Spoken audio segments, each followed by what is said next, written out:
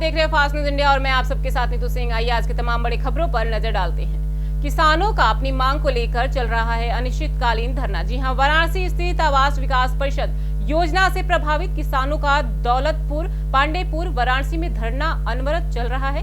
किसानों ने कहा कि आवास विकास परिषद के द्वारा आवास एवं विकास परिषद के द्वारा जो संपत्ति थी नीलामी किया गया, पर बनारस की एक भी संपत्ति की नीलामी नहीं हुई, जिससे यह पता चलता है कि आवास विकास परिषद जो कि 1972 ईसा में दौलतपुर, पांडेपुर का जो अधिग्रहण किया था, वह ग्रहण की प्रक्रिया एक फर्जी तरीके से है। सन 1981-85 में कहते हैं कि हमारा नाम दर्ज हो गया है, आवास एवं विकास परिषद के नाम पर है, जबकि ऐसा नहीं है। यदि होता तो नीलामी की प्रक्रिया में वाराणसी की भी संपत्ति होती। इसीलिए यह किसान भी जमीन है और कब्जा अभी भी किसानों का है। आवास विकास परिषद को उन किसानों की जमीन को वापस करना चाहिए। किसान अपने खेत को जोतकर फसल बोता है तो यह लोग फर्जी तरीके से मुकदमे दर्ज कराते हैं और किसानों को धमकाया जाता है, डराया जाता है, प्रताड़ित किया जाता है। किसानों का कहना है कि भूमि अधिग्रहण कानून 2013 के अनुसार उन्हें उचित प्रति कर में पुनर्वास व्यवस्था का लाभ देकर जमीन के अधिग्रहण की प्रक्रिया पूरी की जाए और यदि हमारा मुआवजा नहीं मिलता है तो वो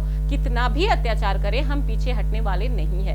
यह अनवरत धरना चलता रहेगा जब तक किसानों के साथ न्याय नहीं हो जाता। प्रधानमंत्री नरेंद्र मोदी, मुख्यमंत्री योगी आदित्यनाथ, उत्तर प्रदेश और जिला प्रशासन वाराणसी से किसानों की बड़ी उम्मीद है उनके साथ न्याय किया जाए और यदि ऐसा नहीं किया जाता है तो किसान सड़क पर उतरेंगे, धरना प्रदर्शन करेंगे, कैंडल मार्च निकालेंगे और अपने जनप्रतिनिधियों का घेराव करने का काम करेंगे। इस सत्याग्रह में शैलेंद्र कुमार, बलिराम पटेल, लालजी पटेल, राजकुमार पटेल, भोटू पटेल, पन्ना लाल यादव आदि लोग उपस्थित रहे।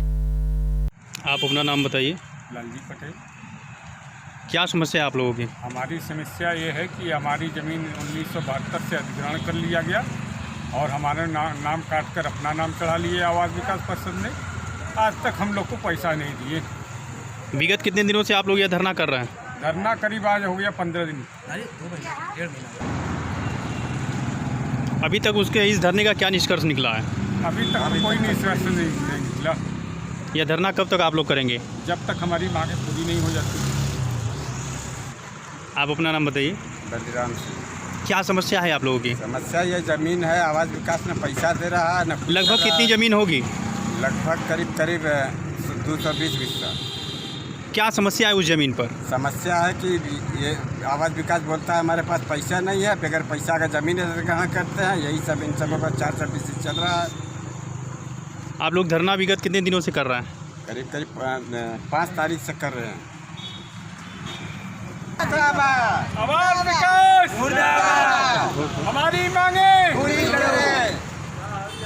किसान न्याय मोर्चा जिंदाबाद, किसान न्याय मोर्चा जिंदाबाद, जिंदाबाद, हमारी मांगे पूरी करें, हमारी मांगे पूरी करें। किसानों की बातें सुनी जाए, किसानों की बातें सुनी जाए, हमारी मांगे पूरी करें। अपना परिचय दे दीजिए। कुमार, मैं यहाँ दौलतपुर और पांडेपुर रहने वाला।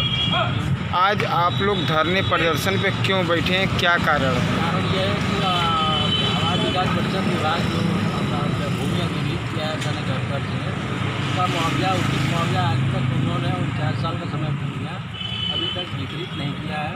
इसके उपलक्ष्य में या तो ये उचित मुआवजा दे, नहीं तो हमारा जमीन छोड़ दे। इस उपलक्ष्य में हमने धरना प्रदर्शन प्रारंभ किया। अगर ऐसा सरकार नहीं करती हो तो आगे आप लोग क्या करेंगे, कितने दिन धरना करेंगे? जब तक सरकार प्रशासन नहीं सुनती है तब तक तो रहेंगे। अच्छा, मतलब लगातार धरना प्रदर्शन चलता रहेगा। दे दीजिए। मेरा नाम संजय राजभर, युवा क्रांतिकारी है। यहाँ पर किसान लोग कई दिनों से मतलब धरना पे बैठे हैं। अभी तक डीएम साहब ने आदेश दिया था इन लोगों को घेरने के लिए, तो यहाँ ने किसानों अपना ज़मीन जाकर जोत दिया। अब कहीं तक सरकार इस बात को नहीं सुनती है तो हम लोग चल के ज़मीन अपना घेर लेंगे। ये डीएम साहब का आदेश हुआ। अच्छा, आप लोग धरना पे क्यों बैठे हैं? हम लोग इसलिए बैठे हैं कि आज तक हम लोगों का मुआवजा नहीं मिला, किसानों को मुआवजा नहीं मिला। अच्छा, इसके लिए आपने कहीं गुहार या कहीं प्रार्थना पत्र दिया? हर प्रशासन के पास उचित मुआवजा नहीं मिला। हम लोग हर लोगों से यहाँ जाकर थक चुके हैं। आज तक किसानों को अभी तक मुआवजा नहीं मिली। किसान मतलब आवास विकास ज़बरदस्ती यहाँ अपना ज़मीन कब्जा के लिए सबको तरीके से बांट रहा है। लड़की को शादी का झांसा देकर करता रहा दुराचार। जी हां, घूरपुर थाना अंतर्गत सूर्य प्रकाश मिश्र पुत्र श्री रामकृष्ण मिश्र निवासी भुदामा प्रयागराज, जो कि 93D अरावली अपार्टमेंट में सेक्टर 52 नोएडा गौतम बुद्ध नगर उत्तर प्रदेश में रहकर किसी प्राइवेट कंपनी में नौकरी करता था। इसी दौरान उसकी मुलाकात इसी अपार्टमेंट में रहने वाली कल्पना नाम से हुई और धीरे धीरे यह मुलाकात प्यार में तब्दील हो गई। इस प्रकार दोनों पति पत्नी के रूप में रहने लगे। लड़के ने लड़की को लगातार शादी का झांसा देता रहा तथा शारीरिक शोषण करता। इसी के दरमियान लड़के ने घर टहलने के बहाने अपने घर बुलाया चलाया और पूरे नियोजित कार्यक्रम के तहत 16 फरवरी 2020 को दूसरी लड़की के साथ शादी रचा लिया। जब खबर कल्पना को लगी तो उसके पांव तले जमीन खिसक गई और वह न्याय की गुहार लगाते हुए दर दर भटकती रही, लेकिन उसकी एक भी नहीं सुनी गई। यही नहीं, लड़की के घर पहुंचने पर लड़का सहित घर वाले तथा उनके संबंधियों ने मिल करके लड़की के साथ अभद्रता करते हुए उनके साथ मारपीट भी की तथा एक सोने की चैन एवं 10,000 रुपए भी छीन लिए तथा वह किसी तरह थाने पहुंची। इन्होंने इसकी जानकारी घूरपुर थाने को दिया, लेकिन पुलिस द्वारा कोई कार्रवाई नहीं। प्रयागराज के घूरपुर से हमारे संवाददाता दयाशंकर यादव की रिपोर्ट। हाँ, बताइए आपको क्या क्या परेशानी है आपको? सर, मैं नोएडा में एक लड़की के साथ रहती थी और सर वो मेरे से झूठ बोल के 8 तारीख को यहाँ पे आके सर शादी कर दिया और सर उसने कुछ भी नहीं बताया। वो 5 साल से मेरे साथ था और सर उसने ये झूठ बोल के कि वो मेरे से शादी करेगा, उसने मेरे साथ फिजिकल रिलेशन भी बनाया और सर मेरी बात कोई नहीं सुन रहा है। मैंने यहाँ पे जो FIR रजिस्टर करवाई थी उसको बदल दिया गया बुलवा के और फिर बोला गया कि बाद में मतलब इसमें सारा मतलब धाराएं जोड़ दी जाएंगी 161 के बयान में। और लड़के का नाम क्या है? सूर्य प्रकाश मिश्रा। कहाँ के निवासी है? सर ये बुदावा का है। तो थाने में फिर आप दोबारा गई? सर मेरे को बुलाया गया कि आइए आपका बयान लेना है और सर तब से मेरे को वहाँ पे बुलाया जाता, मैं जाती हूँ, फिर शाम तक वहाँ बैठी रहती हूँ, लेकिन मेरी कोई कुछ नहीं सुनता। यानी कि पुलिस प्रशासन कुछ कर नहीं रही है? हाँ सर, बिल्कुल।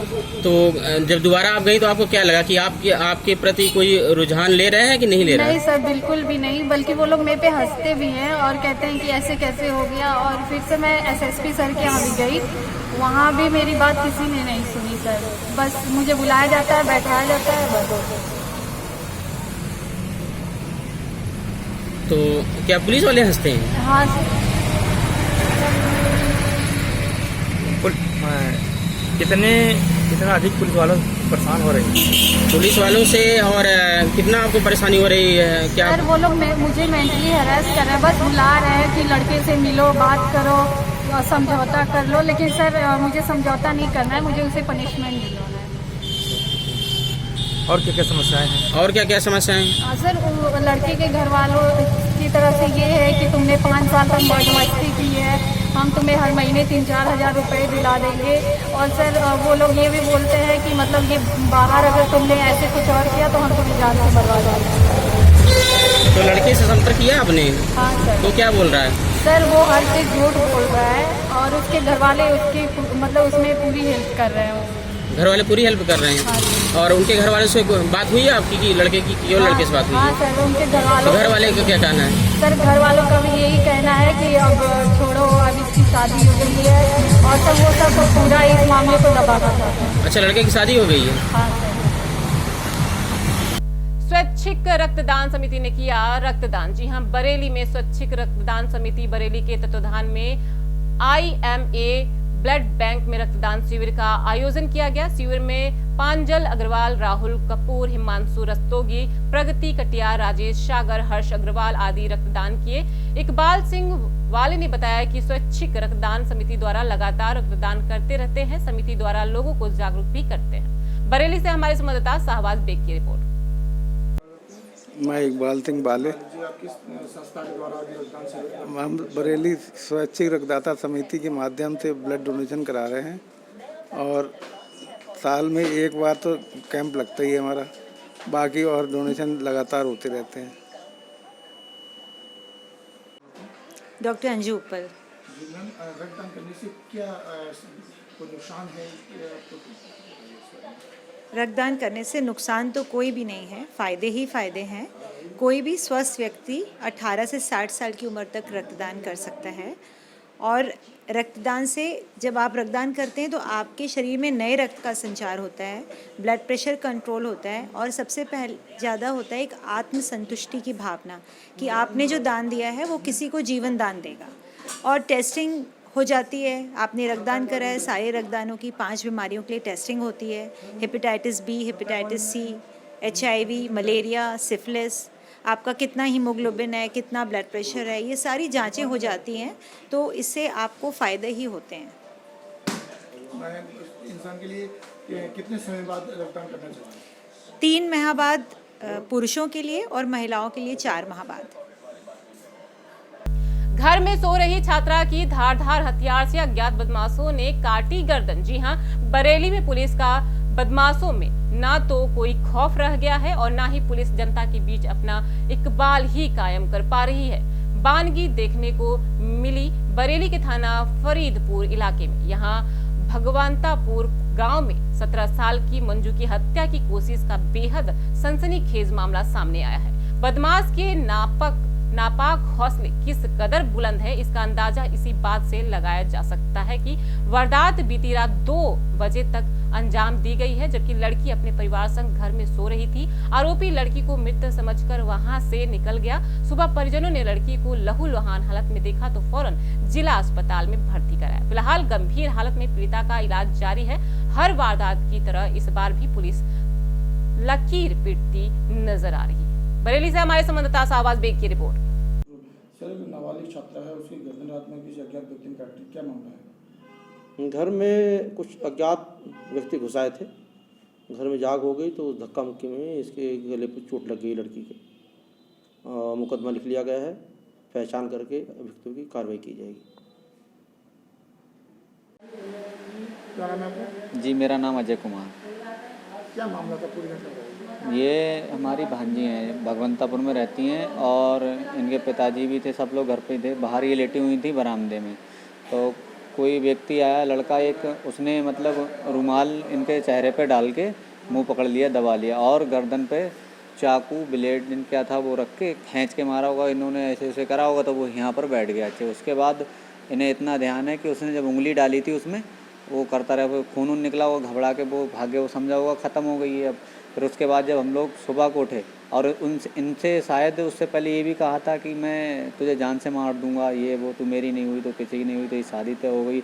पता नहीं वो किसके चक्कर में आया था, क्यों आया था और गलत जगह घुसा, क्या हुआ इसके बारे में हमें नहीं पता।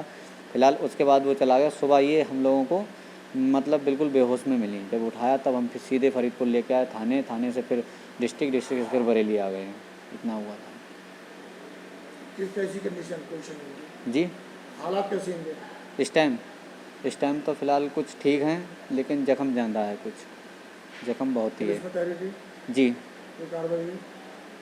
अभी तो हम यहीं हैं, घर पे शायद फ़ोन आया था, पुलिस घर पे पहुंची थी। कहाँ रहते हैं? जी, मैं रहने वाला टिसुआ का हूँ, ये भगवंतापुर। जी, थाना फरीदपुर। पृथक गांव पहुंचा सेना के हवलदार का 100 नम आंखों से दी गई अंतिम विदाई। जी हां, गाजीपुर सुहवल सड़क हादसे में जलांधर में मृत थाना क्षेत्र के बवाड़ा गांव निवासी एवं सेना के हवलदार पद पर तैनात अवधेश यादव का तिरंगे में लिपटा पार्थिव शरीर बुधवार की देर रात्रि को करीब 1 बजे जालंधर से नायब सूबेदार एस भास्कर अपने अन्य सैन्य कर्मियों के साथ सड़क मार्ग के जरिए एम्बुलेंस से लेकर सैनिक के मृतक गांव पहुंचे। सैनिक का अंतिम दाह संस्कार बवाड़ा गांव तट पर पूरे सैनिक सम्मान के साथ किया गया। मुखाग्नि एक लौते पुत्र अमन सिंह यादव के ने दिया। वहां माहौल पूरी तरह से गमगीन हो गया। प्रशासन की तरफ से सुवल प्रभारी निरीक्षक संजय वर्मा, उप निरीक्षक राजेश कुमार गिरी, ग्राम प्रधान, ब्लॉक अध्यक्ष एवं मेदनीपुर ग्राम प्रधान दीपक सिंह सहित सैकड़ों लोग पुष्प चक्र अर्पित कर सैनिक को अंतिम विदाई दी। गाजीपुर के जंगीपुर से हमारे संवाददाता छोटू यादव की रिपोर्ट। सरकार से मतलब विभाग से आप लोगों की अपेक्षाएं क्या हैं? बच्चे आपके देखने में छोटे छोटे लग रहे हैं। हमको सहारा की जरूरत है अपने सरकार से, यूनिट से। किस तरह के मतलब बच्चे तो आप काफ़ी छोटे हैं और एक बेटा एक बेटी। हमको सबसे मेन पढ़ाई के लिए सुविधा चाहिए, पढ़ने के लिए उनकी इच्छा पढ़ाई का ज़्यादा पड़ता बच्चों का। हमको पढ़ाने के लिए वाला व्यवस्था चाहिए। अच्छा, देखा जा रहा है कि आपके परिवार से लोग सेना में हैं और आपका बच्चा छोटा है, बड़ा होकर क्या सेना में जाना चाहेगा? ऐसे में नहीं, न्यूज वाले में नहीं, भले उसमें जैसे अफसर रैंक से जा। ठीक जी जी। और कुछ सरकार से अपेक्षाएं यूपी सरकार से? हमारे बच्चों को सुविधा दे जो मिल सके, जितना हम बच्चों को पढ़ा सके या उनको लाइफ में अच्छा बना सके। अब हमारे ज़िंदगी में वही है और कुछ नहीं। जैसा कि देखा जाए कि शहीद का परिवार काफ़ी दुखी है, काफ़ी शोक है इस परिवार में, इस घर में। और सरकार से, राज्य सरकार से, केंद्र सरकार से अपेक्षाएं है कि इनके परिवार के जो बच्चे हैं उनको अच्छी शिक्षा दिया जाए और जो सरकार की मुआवजा जो सरकार देती है हर फौजी को, शहीद को, वो राहत दिया जाए। जनपद के जो प्रतिनिधि हैं या विधायक हो या सांसद हो, आए और इस शहीद परिवार के घर पर अभी तक कोई आया नहीं है और उम्मीद किया जा रहा है कि आएंगे। अगर पता चला या चल गया होगा, हमको तो लग रहा है। और लोगों से हम पूछते हैं क्या उम्मीद, आप बताइए अपने बारे में थोड़ा सा। इनके लिए क्या कहना चाहते आप क्या कहना चाहेंगी? इतनी कम उम्र कहना चाहोगी सरकार से? अपना लाइफ बनाना चाहेंगे। देखिए कितनी छोटी बच्ची है, 8 में पढ़ती है और काफ़ी शोक है, समझ नहीं पा रहे हैं कि क्या अचानक ये इतना बड़ा घटना।